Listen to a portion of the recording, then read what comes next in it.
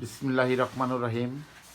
আজকে আমার ছোট ছেলেকে কিছু প্রশ্ন করব, দেখি মাদ্রাসা লেখাপড়া করে কিছু উত্তর দিতে পারে কিনা। আব্বু, আসসালামু আলাইকুম। ওয়ালাইকুম আসসালাম। কেমন আছো বাবা? ভালো। ও, আজকে তোমাকে কিছু প্রশ্ন করব। তুমি যেহেতু মাদ্রাসা পড়াশোনা করতেছো, আমি কিছু প্রশ্ন করবো, উত্তর দিতে পারবে তো? হ্যাঁ। ইসলাম শব্দের অর্থ কি? শান্তি। ইসলাম ধর্মের প্রবর্তক কে? হযরত মুহাম্মদ সাল্লাল্লাহু আলাইহি ওয়াসাল্লাম। সঠিক।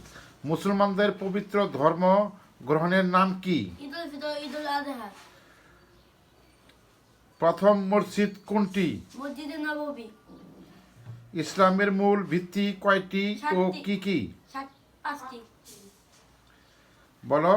নামাজ, কালিমা, নামাজ, হজ, যাকাত। সঠিক। মুসলমানদের প্রধান ধর্মীয় উৎসব কি? ঈদুল ফিতর, ঈদুল আযহা। তারপর পৃথিবীর প্রথম মানব ও মানবী কে?